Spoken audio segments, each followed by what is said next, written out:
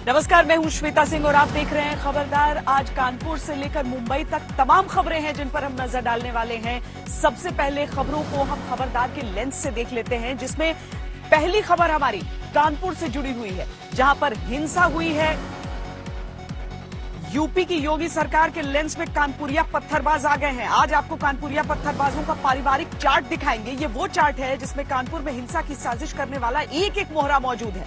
PFI से लेकर 40 पत्थरबाजों तक अशांति फैलाने वालों की पूरी कमांड कहां से आ रही है, इसे पूरे देश को खबरदार रहना ही होगा। कानपुर में नफरत और गुस्से की आग लगाने के लिए छत से लेकर ठेले तक पत्थरों का प्रबंध था।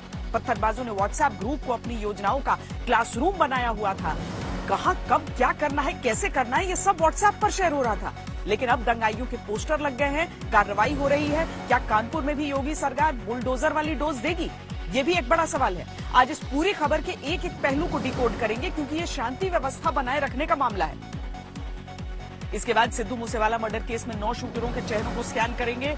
ये सारे शूटर लॉरेंस बिश्नोई गैंग के बताए जा रहे हैं। मूसेवाला का आखिरी वीडियो भी सामने आया है। इस वीडियो को लेकर शक है कि इसमें कातिलों के खबरी की मौजूदगी थी। यहीं से कोऑर्डिनेशन हुआ और फिर सिद्धू मूसेवाला का मर्डर हुआ।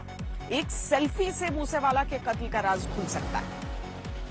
इसके अलावा ये जानने की कोशिश भी करेंगे कि आखिर सलमान खान और सलीम खान को कौन मारना चाहता है। सिनेमा के सुल्तान सलमान खान को 9 लफ्जों की घातक चेतावनी मिली है। बीच के बेंच पर एक कागज का टुकड़ा था जिस पर लिखा था, सलमान खान और सलीम खान बहुत जल्द आपका मूसेवाला होगा। सवाल यह कि बेंच पर धमकी भरी चिट्ठी किसने रखी, किसके टारगेट पर है सलमान का परिवार? क्या मूसेवाला मर्डर केस में आरोपी लॉरेंस बिश्नोई का इन धमकियों से कोई लिंक है? और आज दिल्ली में रोड वाले क्रोध का खतरनाक वीडियो आपको दिखाएंगे। एक बाइकर पर स्कॉर्पियो का सड़क छाप हमला कैसे हुआ, बहस और गुस्से में हुई इस वारदात का अंजाम क्या हुआ, ये जरूर देखिएगा, क्योंकि ये किसी के साथ भी हो सकता है। गाड़ी चलाने वालों के गुस्से से खबरदार रहने की जरूरत है। लेकिन शुरुआत करते हैं कानपुर में हुई पत्थरबाजी और हिंसा के षड्यंत्र से।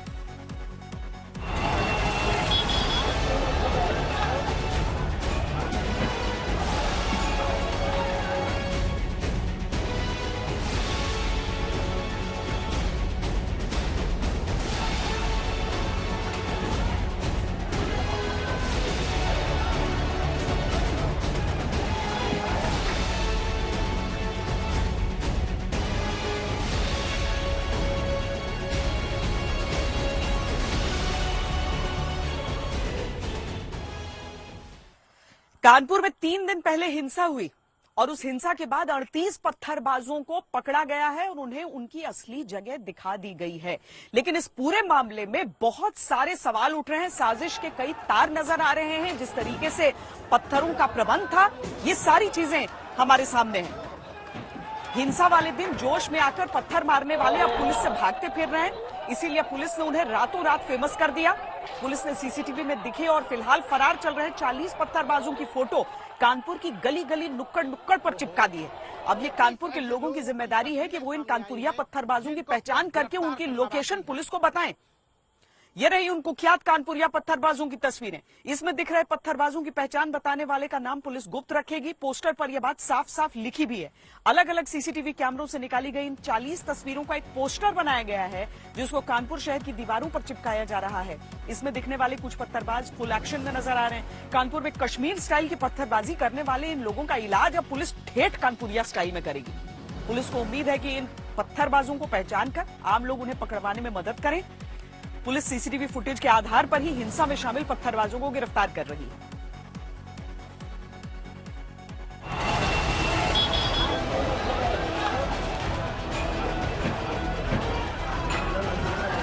तीन जून को इन कानपुरिया पत्थरबाजों ने पूरी ताकत से पत्थर फेंके थे।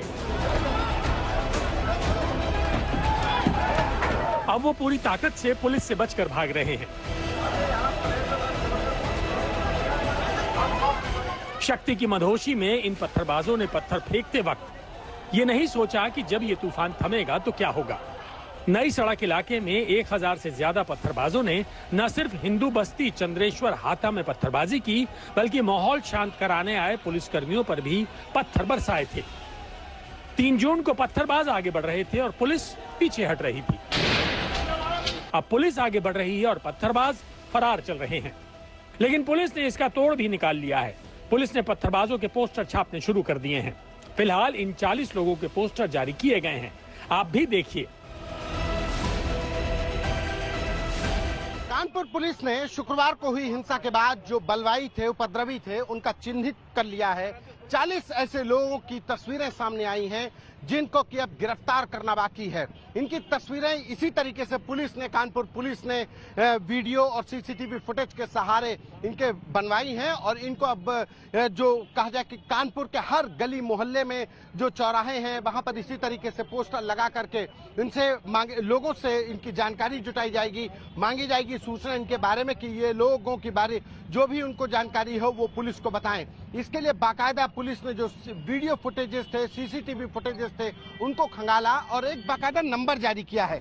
पुलिस ने बाकायदा सीसीटीवी से छांट कर पत्थरबाजों की एक लिस्ट तैयार की है। इनमें से 40 की फोटो पोस्टर बनाकर कानपुर की दीवारों पर चिपकाई गई है।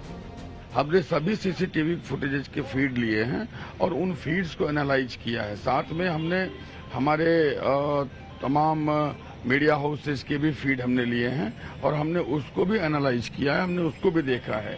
तो ये विभिन्न माध्यमों से प्राप्त फीड को एनालाइज करके जो फोटोग्राफ्स हमने डेवलप किए हैं, उन फोटोग्राफ्स की पहली खेप 40 लोगों की हमने आज जारी की है। कानपुर हिंसा में पत्थरबाजों ने जमीनी और हवाई हमले की पूरी तैयारी की थी।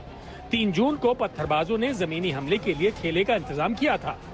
इन ठेलों पर बड़ी मात्रा में पत्थर रखे गए थे, इन्हीं से पत्थर उठाकर फेंके जा रहे थे। इसके अलावा ऊंची इमारतों से भी पत्थर फेंककर हवाई हमले किए जा रहे थे। इमारतों की छतों पर बड़ी मात्रा में पत्थर इकट्ठा किए गए थे।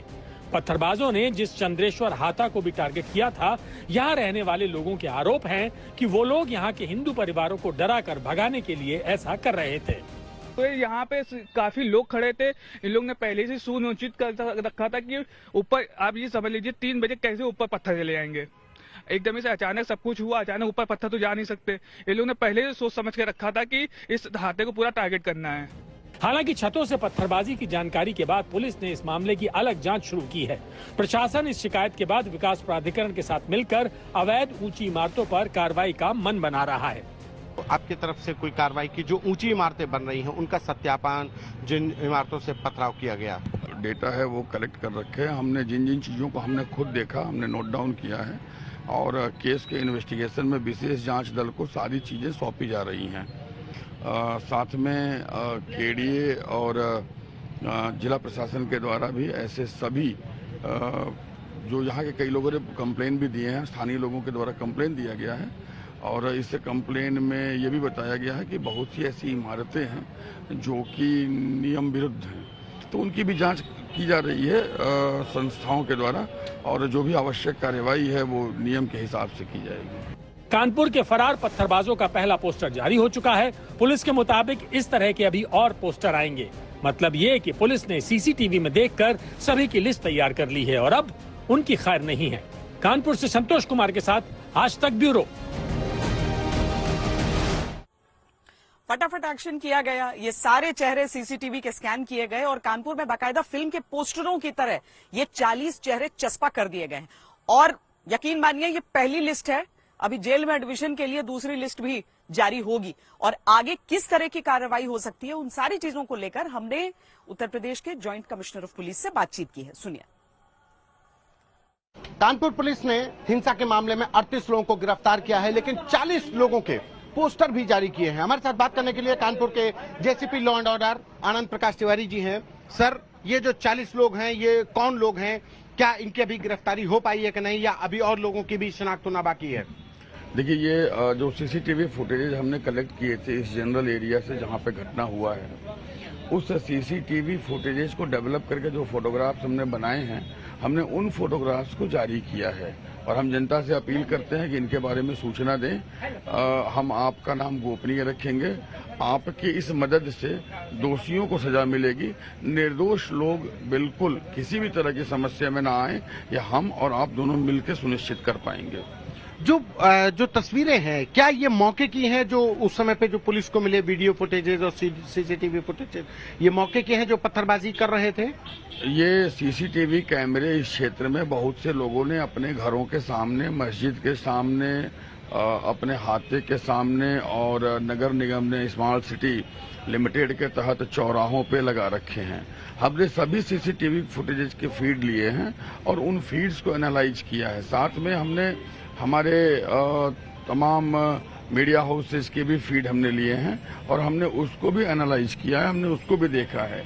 तो ये विभिन्न माध्यमों से प्राप्त फीड को एनालाइज करके जो फोटोग्राफ्स हमने डेवलप किए हैं, उन फोटोग्राफ्स की पहली खेप 40 लोगों की हमने आज जारी की है। अभी ये पहली खेप है, अभी और भी खेप आएंगी? देखिए, जिसको हम पहचान पा रहे हैं या हमारे सोर्सेज के थ्रू पहचान पा रहे हैं, उसको हम जारी नहीं कर रहे हैं, उस पर हम काम कर रहे हैं। जिसे हम नहीं पहचान पा रहे हैं उसे हम जारी कर रहे हैं। हाँ, ये जरूर है कि ये संभावना है कि अभी और भी फोटोग्राफ्स हम रिलीज करेंगे। ये थे हमारे साथ JCB law and order Anand Prakash Tiwari, जिन्होंने बहुत साफ शब्दों में कहा कि ये पोस्टर जिनके जारी हुए हैं, ये वो लोग हैं जिनका की पहचान नहीं हो पा रही। जिन लोगों की कुंडली कानपुर पुलिस के पास है, उनकी गिरफ्तारी करवाई जा रही है। उनके पोस्टर कानपुर पुलिस जारी नहीं करेगी, उनकी सिर्फ गिरफ्तारी होगी। कैमरा पर्सन गौरव के साथ संतोष कुमार, आज तक। कानपुर हिंसा की जो कमांड लाइन है वो हम आपको समझाते हैं, क्योंकि पीएफआई का नाम इसमें सामने आ रहा है, इसीलिए हमने एक पारिवारिक चार्ट इसका तैयार किया है।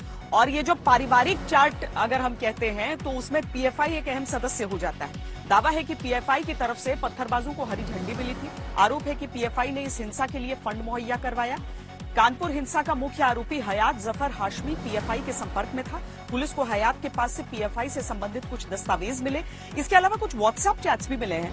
हयात जफर हाशमी के बाद उसके 3 साथी भी मुख्य आरोपी बनाए गए हैं। इसमें पहला नाम है जावेद खान, दूसरा मोहम्मद राहिल, तीसरा सूफियान। हाशमी समेत 4 मुख्य आरोपियों को पुलिस ने लखनऊ से गिरफ्तार किया है। इन 4 पर आरोप है कि इन्होंने हिंसा का माहौल तैयार किया था। अब इसके बाद नंबर आता है कानपुर हिंसा में शामिल फ्रंटलाइन पत्थरबाजों का। ये वही लोग हैं जिन्होंने सड़क पर उतरकर पत्थरबाजी की। अब भी कई लोग ऐसे हैं जो पुलिस की गिरफ्त से बाहर हैं। इसीलिए पुलिस 40 पत्थरबाजों की तस्वीरों वाला एक पोस्टर जारी कर रही है। ये तस्वीर उन्हीं पत्थरबाजों की है। ये पुलिस की पहली लिस्ट है, आगे और भी लिस्ट आ सकती है। अब आप समझ गए होंगे कि कानपुर हिंसा के मामले में पीएफआई से लेकर पत्थरबाजों तक की पूरी कमांड लाइन क्या है और उसमें कौन कौन आरोपी हैं। क्योंकि सीधी सी बात हम आपको समझाएं कि यहां पर केवल पत्थरों का प्रयोग नहीं किया गया है। ऐसा सिर्फ ये नहीं है कि ठेलों पर, छतों पर अचानक इतने पत्थर एक साथ सुनियोजित तरीके से कैसे आ गए। पेट्रोल पंप का इस्तेमाल हुआ है इसमें। अब अगर हम कानूनी तौर पर देखें तो पेट्रोल पंप जो हैं वो इस तरीके से पेट्रोल नहीं दे सकते हैं बोतलों में, ये कानूनी नहीं है। अब उन पेट्रोल पंपों पर भी कार्रवाई हो रही है, लेकिन किस तरीके से ये पेट्रोल बम तैयार कर लिए गए, ऐसे पत्थर तैयार कर लिए गए, देखिए हमारे संवाददाता संतोष की ये खास रिपोर्ट। कानपुर में बीते शुक्रवार को हुई हिंसा के बाद जांच का दौर शुरू हुआ तो जांच में सामने आया कि जो बलवाई थे वो पेट्रोल बम चला रहे थे। तो सवाल कि पेट्रोल बम आखिर आया कैसे। ऐसे में कानपुर जिला प्रशासन के द्वारा जब जांच की गई तो पता चला कि ये कानपुर के बेकनगंज से सटा हुआ ये इलाका है, डिप्टी पड़ाव इस इलाके को कहते हैं, जहां के रामलाल एंड सन्स ये पेट्रोल पंप है, जहां के सीसीटीवी फुटेज में साफ हुआ कि यहां से बोतल में पेट्रोल दिया जा रहा था, जिसके बाद अब इस पेट्रोल पंप को सील कर दिया गया। ये अपने आप में ताज्जुब की बात है कि यहाँ पर बड़े बड़े अक्षरों में भी लिखा हुआ है कि पेट्रोल बोतल में नहीं मिलेगा, लेकिन जो सीसीटीवी आया उसमें साफ तौर पर जो बलवाई थे या जो संदिग्ध थे उनको बोतलों में पेट्रोल दिया जा रहा था। इतना ही नहीं, इस पेट्रोल पंप पर घटतौली की भी शिकायतें आई। ये एक नोजल को सील किया गया, जिस पर साफ लिखा हुआ है कि इस नोजल को जो चालू करेगा वो जेल जाएगा, सील नंबर के साथ, यानी कि ये नोजल सील कर दिया गया था। अमूमन जिस पेट्रोल पंप के नोजल से घटतौली की शिकायत होती है उसको सील कर दिया जाता है। फिलहाल कानपुर पुलिस की रिपोर्ट के आधार पर अब कानपुर प्रशासन ने रामलाल एंड सन्स के इस पेट्रोल पंप को बंद कर दिया है और इसके बाद अब दूसरे पेट्रोल पंप भी जांच के दायरे में हैं। जांच इस बात की कि कौन से पेट्रोल पंप से बोतलों में पेट्रोल दिया जा रहा है और जिस पेट्रोल को लेकर बलवाइयों ने कानपुर के अमन चैन में आग लगाई थी। कैमरा पर्सन गौरव के साथ संतोष कुमार, आज तक। तो इन सारी चीजों को देखकर इतना समझ में आ रहा है कि ये हिंसा सुनियोजित थी, ऐसा नहीं था कि ये स्पॉन्टेनियस थी, यानी कि अचानक भावनाओं के भड़कने से हुई। ये केवल पत्थर नहीं चल रहे थे जो कि सड़क पर चल रहे थे, सोशल मीडिया का इस्तेमाल किया जा रहा था एंटी सोशल पत्थरबाजी करने के लिए। व्हाट्सएप का इस्तेमाल किया जा रहा था, फेसबुक का इस्तेमाल किया जा रहा था। हम आपको ऐसे ही एक व्हाट्सएप चैट दिखाते हैं जिसको देखकर, जिसको पढ़कर आप समझ पाएंगे कि दरअसल चल क्या रहा था। कानपुर हिंसा के मुख्य आरोपी हयात जफर हाशमी के पास से पुलिस को कुछ ऐसे व्हाट्सएप चैट्स मिले हैं। इनसे यह पता चलता है कि 3 जून को बंद बुलाने और उसके बाद हिंसा करने की बाकायदा प्लानिंग थी। आज तक के पास हाशमी के 2 व्हाट्सएप चैट्स हैं। पहली चैट है जिसमें लिखा है कि मार्केट बंद होने का वीडियो थोड़ी देर में आएगा। दूसरी लाइन लिखी है रहमानी मार्केट बंद है। इसके अलावा इस ग्रुप में एक अपडेट है जिसमें मार्केट भी बंद नजर आता है। एक दूसरी चार्ट है जिसमें पेचबाग व्यापार मंडल का जिक्र है। यहां पर बाजार बंद होना बताया गया है। इस ग्रुप में कुछ तस्वीरें डाली गई। इन तस्वीरों में बाजार में मौजूद बंद दुकानों के शटर दिखाए गए हैं। जो व्हाट्सएप ग्रुप बनाया गया उसका नाम MM जौहर फैंस एसोसिएशन कानपुर टीम लिखा गया था। इसी ग्रुप में सारी अपडेट दी जाती रही और ये तस्वीरें 3 जून को बुलाए गए बंद को सफल दिखाने के लिए डाली गई थी। यही नहीं, सोशल मीडिया प्लेटफॉर्म्स पर कुछ नफरती ट्वीट्स और पोस्ट भी मिले। इन पर पुलिस ने कार्रवाई की। 15 ऐसे अकाउंट्स चलाने वालों पर FIR दर्ज की गई जिनके जरिए कानपुर हिंसा से जुड़ी भड़काऊ बातें फैलाई गई।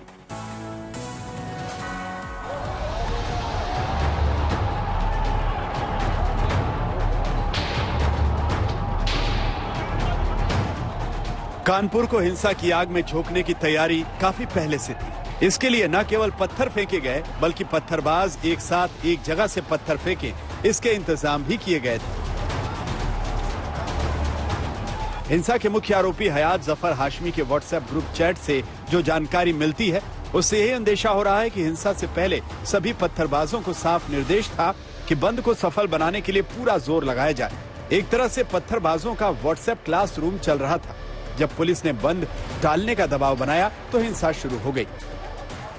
जिस तरीके से व्हाट्सएप ग्रुप के जरिए लोगों को जोड़ा गया, भड़काने की कोशिश की गई, वो तमाम व्हाट्सएप चैट्स कानपुर पुलिस के पास पहुंच चुके हैं। और ये सबसे बड़ी बात कि ये जो व्हाट्सएप चैट्स हैं ये MM जौहर फैन एसोसिएशन को जो संचालक है जफर हयात हाशमी, उसके द्वारा ये व्हाट्सएप ग्रुप बनाए जा रहे थे।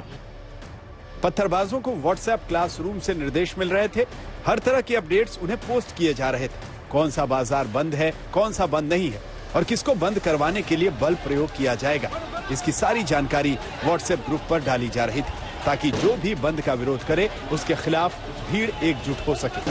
अभी तक सर इस पूरे मामले को लेकर के कुछ व्हाट्सएप चैट्स भी सामने आए हैं। क्या पहले से साजिश थी, दुकानें बंद करवाई जा रही थी?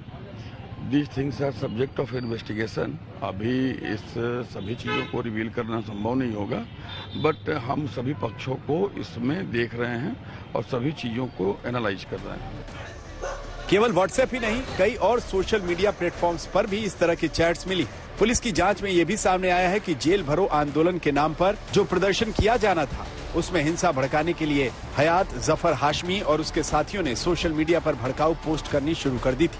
यहाँ तक कि सोशल मीडिया पर लाइव स्ट्रीम करके भी लोगों को जोड़ा जा रहा था। पूरे मामले में 3 FIR जो दर्ज हुई थी उसके बाद से गिरफ्तारियों का दौर शुरू हुआ है।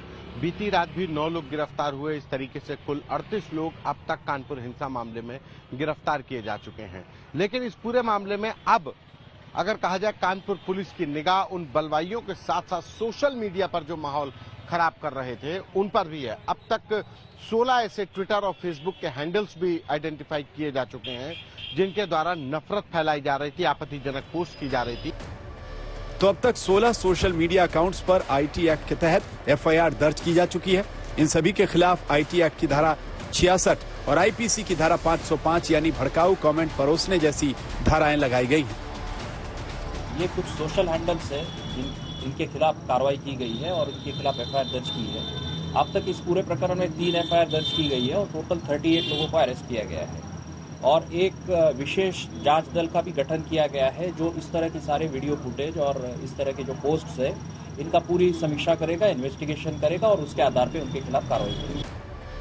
सोशल मीडिया के जरिए भड़काऊ पोस्ट डालने वालों के खिलाफ कार्रवाई के अलावा पुलिस उन लोगों को भी तलाश रही है जिन पर आरोप है कि उन्होंने जुमे की नमाज के बाद भड़काऊ तकरीरें की जिससे हालात बिगड़े। इस मसले में हर पहलू पर बारीक नजर रखने के लिए एसआईटी ने भी जांच शुरू कर दी है और फॉरेंसिक टीम भी आज मौके पर मौजूद थी। डीसीपी संजीव त्यागी की अगुवाई में जो जांच शुरू की गई है उसमें अब फॉरेंसिक की टीम भी यहां पर पहुंची है। आप देख सकते हैं कि कानपुर जोन की फॉरेंसिक फील्ड यूनिट यहां पहुंची हुई है। वो लोग उस जगह का मुआयना कर रहे हैं, उन सीसीटीवी फुटेजेस को भी देख रहे हैं किस एंगल से लिया गया। एसआईटी और फॉरेंसिक टीम आईपीएस संजीव त्यागी के साथ जांच में जुटी है। फॉरेंसिक टीम नई सड़क की हर उस गली और रास्ते का मुआयना कर रही है जहां से पथराव किया गया था। यहां तक की तैयारी ये भी है कि उन छतों पर भी मुआयना किया जाए जहां से पत्थर फेंके जा रहे थे। कानपुर से संतोष कुमार के साथ आज तक ब्यूरो। तो ये पूरा एक ऐसी पहेली की तरह है जिसकी कड़ियां जब आप जोड़ेंगे तो पूरी तस्वीर आपको दिखेगी। इसीलिए खबर की पूरी पिक्चर जरूरी है। हम आपको कानपुर की जो हिंसा है उसकी क्रोनोलॉजी समझाते हैं। इसमें सबसे पहले क्रम में ये आता है कि कानपुर की जो हिंसा थी उसकी प्लानिंग लखनऊ में बैठ के की गई थी। इसके साथ ही जेल भरो आंदोलन के नाम पर शहर में एक नफरती माहौल तैयार किया गया। इस काम में हयात जफर हाशमी की संस्था ने ही पोस्टर बैनर चिपकाकर माहौल बिगाड़ने की कोशिश की। हयात जफर हाशमी के साथ इस काम में जल्द ही 15 संगठन और जुड़ गए। इसके बाद सड़क से लेकर सोशल मीडिया तक जेल भरो आंदोलन को प्रचारित किया गया। हयात ने कुछ व्हाट्सएप ग्रुप्स बनाए गए जिसमें युवाओं को जोड़ा गया। बाजार बंद को सफल बनाने की बात कही गई। इन व्हाट्सएप ग्रुप्स पर हिंसा के कुछ समय पहले तक फोटो, वीडियो और अपडेट डाले जाते रहे। इसके अलावा वो फेसबुक लाइव के जरिए भी लोगों से भड़काऊ बातें कहता रहा। हिंसा भड़काने के लिए एक यूट्यूब चैनल का भी इस्तेमाल किया गया था जिसके जरिए वो अपनी बात लोगों तक पहुंचाता रहा। हिंसा के बाद चारों मुख्य आरोपियों को इसी यूट्यूब चैनल चलाने वाले ऑफिस से पकड़ा गया था। और अब हम अगली खबर की तरफ बढ़ते हैं। पंजाब में सिंगर मूसेवाला की हत्या को 9 दिन बीत गए और 9 दिनों के बाद 9 तस्वीरें, 9 चेहरे, 9 संदिग्ध जिनकी तस्वीरें जारी की गई हैं पंजाब पुलिस के द्वारा। पुलिस का दावा है यही 9 लोग मूसेवाला की हत्या में शामिल थे। इनमें 3 शूटर पंजाब के हैं, 2 शूटर हरियाणा के हैं, महाराष्ट्र से बुलाए गए थे। इसके अलावा एक और शूटर राजस्थान का रहने वाला है। इन तस्वीरों को देखकर ऐसा लगता है कि मूसेवाला के मर्डर के लिए शूटर कई राज्यों से चुन कर बुलवाए गए थे। इन शूटरों के नाम हैं जगरूप सिंह रूपा, हरकमल, प्रियव्रत फौजी, मंजीत, सौरभ, संतोष जाधव, सुभाष बनोड़ा, मनप्रीत सिंह और हनी केकड़ा। पंजाब पुलिस का दावा है कि ये सभी शूटर लॉरेंस बिश्नोई गैंग के हैं। इनमें से मनप्रीत सिंह और केकड़ा गिरफ्तार हो चुके हैं। पुलिस को मूसेवाला का आखिरी वीडियो भी मिला है जो इस मर्डर केस को डिकोड करने की एक नई चाबी है।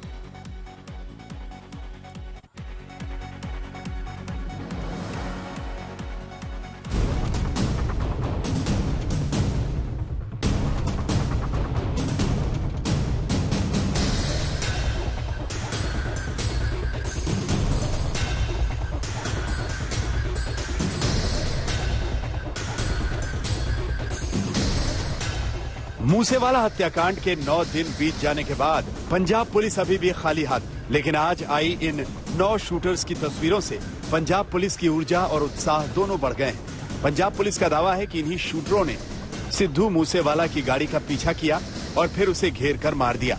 ये शूटर्स लॉरेंस बिश्नोई के कहने पर आए थे और मूसेवाला पर ताबड़तोड़ फायरिंग कर फरार हो गए। पुलिस तमाम शूटर्स को शिकंजे में ले रही है। इनमें से 2 आरोपी पुलिस की हिरासत में हैं। पूछताछ के आधार पर तकरीबन 7 ऐसे संदिग्ध शूटर हैं जो कहीं न कहीं लॉरेंस बिश्नोई से जुड़े हुए हैं। उनकी तलाश में ताबड़तोड़ 4 राज्यों में छापेमारी की जा रही है।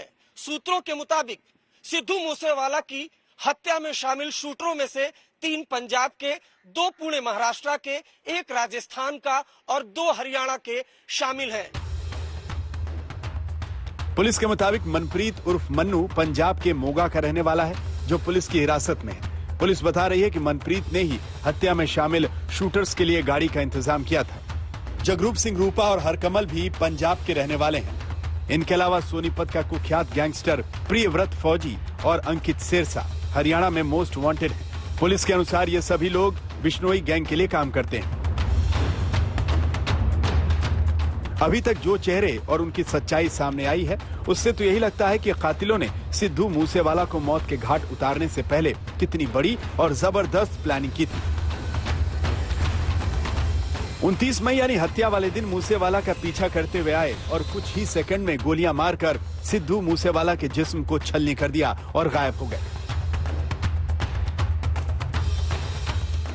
इसके बाद पंजाब पुलिस ने इस हत्याकांड से जुड़े सीसीटीवी फुटेज खंगालना शुरू किया। पेट्रोल पंप के बाहर से मिली ये सीसीटीवी फुटेज जांच का टर्निंग पॉइंट साबित हुई। ये पेट्रोल पंप हरियाणा के फतेहाबाद के गांव बिस्ला में है, जहां हत्या में इस्तेमाल की गई बोलेरो गाड़ी में तेल डलवाया जा रहा था। इस सीसीटीवी फुटेज में हरियाणा के 2 संदिग्ध गैंगस्टर दिखाई दे रहे हैं। इनमें से एक प्रियव्रत फौजी और दूसरा अंकित सिरसा है, जो लॉरेंस बिश्नोई गैंग के लिए काम करते हैं और इन पर हरियाणा से लेकर राजस्थान तक कई केसेस चल रहे हैं। यहीं से मूसेवाला की हत्या से जुड़े लोगों के तार मिलते चले गए।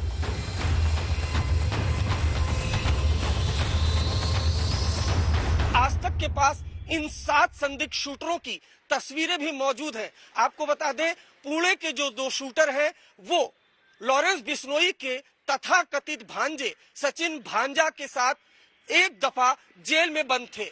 इसके अलावा हरियाणा के जो शूटर हैं वो कहीं न कहीं काला जठेड़ी से भी जुड़े हुए थे। इन 7 शूटरों की तस्वीरें हमारे पास मौजूद है, जिन्हें Punjab police, Delhi police, Rajasthan police, इसके अलावा हरियाणा पुलिस तलाश रही है और इनकी तलाश में 4 राज्यों में ताबड़तोड़ छापेमारी की जा रही है। पंजाब पुलिस ने आज मूसेवाला का एक और आखिरी वीडियो जारी किया। इस वीडियो में मूसेवाला को आखिरी बार जिंदा देखा गया। घर से निकलने के बाद और हत्या के कुछ देर पहले कुछ लोग मूसेवाला की थार गाड़ी के साथ सेल्फी ले रहे हैं। पुलिस का दावा है कि इसी भीड़ में शूटरों का मुखबिर हनी उर्फ केकड़ा मौजूद था।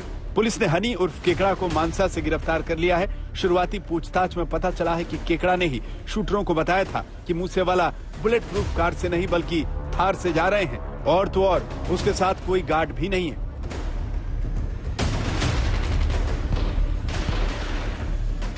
अब पुलिस ने सभी शूटर्स की गिरफ्तारी के लिए दिल्ली, पंजाब, हरियाणा, राजस्थान में ताबड़तोड़ रेड डाली है, लेकिन अब भी हाथ खाली।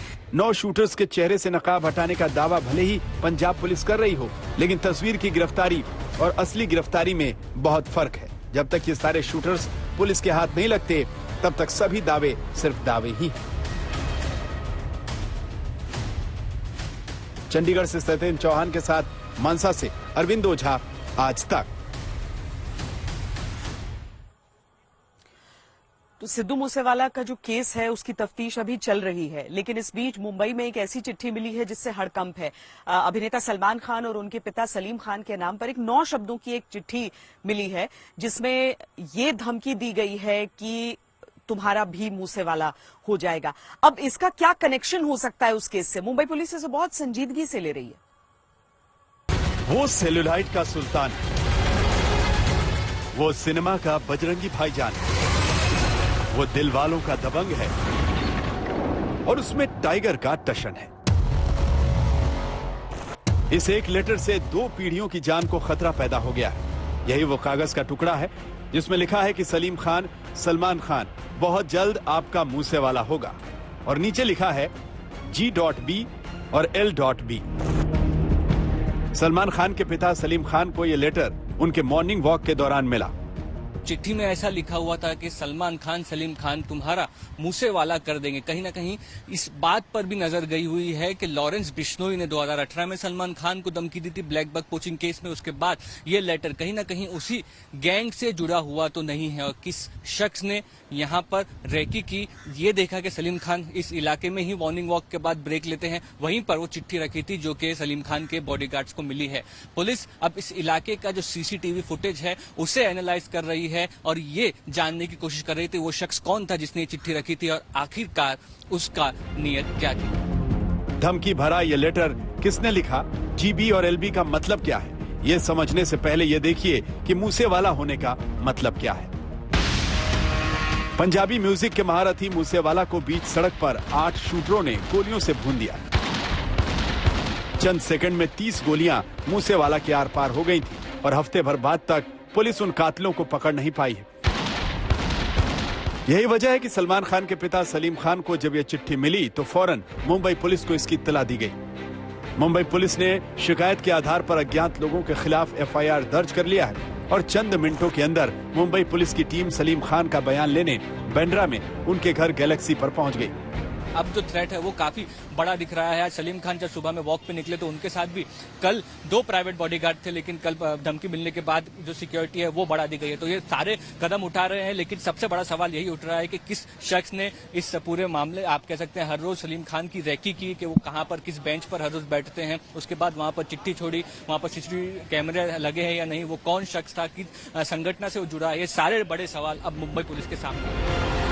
दिन भर सलमान खान के घर के बाहर चहलकदमी रही। कभी मुंबई पुलिस क्राइम ब्रांच की टीम पहुंची तो कभी सलमान खान के भाई गैलेक्सी में आते जाते दिखे। मुंबई पुलिस ने कहा कि धमकी वाले लेटर को पुलिस ने बेहद गंभीरता से लिया है।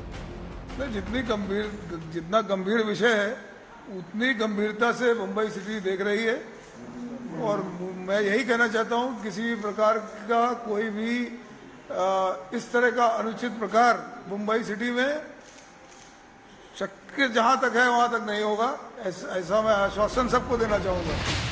वैसे बांद्रा में सड़क किनारे मिले एक लेटर पर मुंबई पुलिस इतनी चौकन्नी क्यों हो गई थी? इसकी 2 वजहें थी। पहली वजह कि इस लेटर में मूसेवाला का जिक्र था और दूसरी वजह ये थी कि नीचे जो जीबी और एलबी लिखा था। पुलिस को शक है कि जीबी का मतलब मूसेवाला मर्डर केस में शामिल गैंगस्टर गोल्डी बरार और एलबी का मतलब लॉरेंस बिश्नोई हो सकता है। पुलिस को यह शक है क्योंकि लॉरेंस बिश्नोई पहले भी सलमान खान की हत्या की धमकी दे चुका है।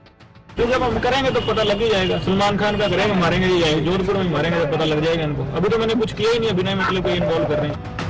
ये साल 2018 की बात है। उस दौरान सलमान खान की हत्या की प्लानिंग का खुलासा तब हुआ था जब लॉरेंस गैंग का शूटर संपत नेहरा हरियाणा पुलिस के हत्थे चढ़ा था। उसी ने खुलासा किया था कि उसने सलमान खान की हत्या के लिए रेकी भी कर ली थी। हालांकि तब जोधपुर में काला हिरण शिकार मामले में पेशी पर आने वाले सलमान खान को लॉरेंस की धमकी के सवाल का जवाब कुछ ऐसे दिया था। जब भी कोई कमिटमेंट करो तो पॉजिटिव करना, नेगेटिव नहीं करना। और शिकार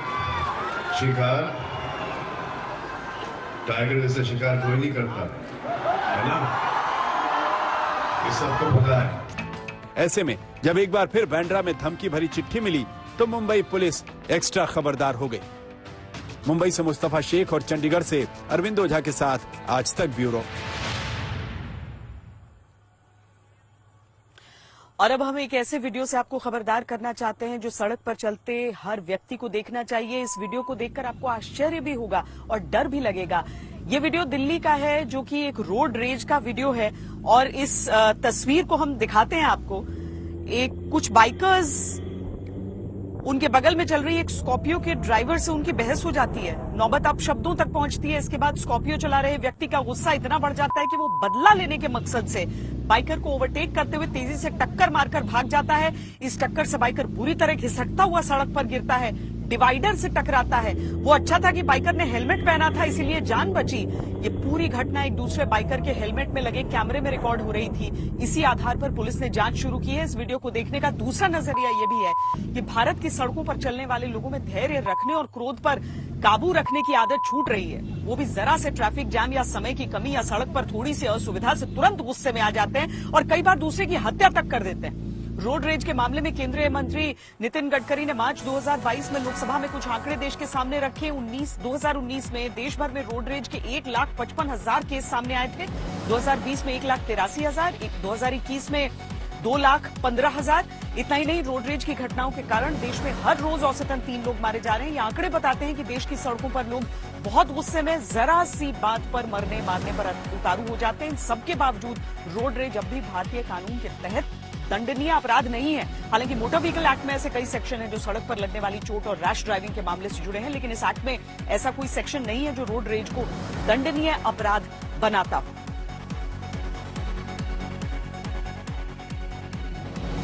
खबरदार में आज के लिए इतना ही। देश और दुनिया की बाकी खबरों के लिए आप देखते रहिए आज तक।